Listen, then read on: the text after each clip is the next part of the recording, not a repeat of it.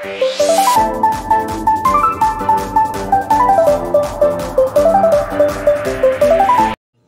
খাবি? বাহ, বসে থাকার স্টাইল দেখো। আটা মাখবি নাকি? হ্যাঁ মাখবি? রুটি করবি? রুটি করে খেতে হবে। বাবা, বসে আছে দেখ একবার।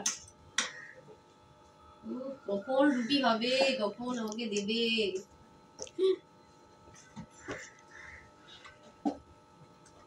আরেকজন এসে গেছে। এই ও বসে আছে দেখ। এই তাড়াতাড়ি করিস না, তাড়াতাড়ি করিস না দাদা। সরে যা, ক্যামেরার সামনে আসবি না। আবার তাকাচ্ছে দেখো।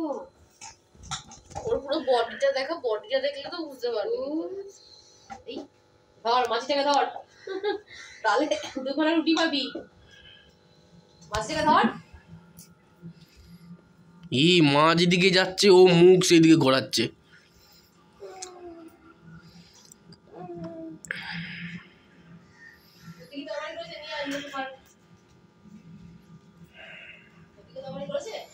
বলু এদিকে, বলু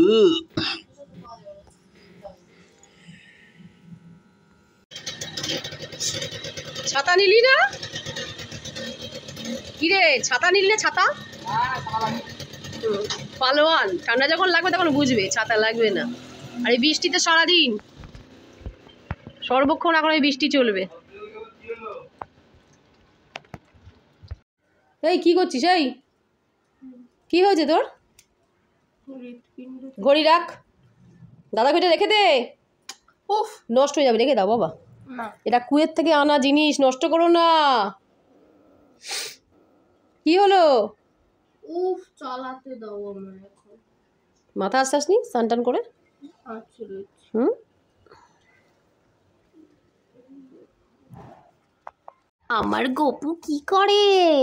ওলে বাবালে বাবালে, সব পুচকুরা সব বসে আছে। তোমার জন্য মিষ্টি পাঠিয়েছে ঠাম্মু। চলো একটু পরে দিচ্ছি, আমি আসছি। আগে জল ভরে নি, আমার গপুর তো খাওয়ার জল শেষ হয়ে গেছে।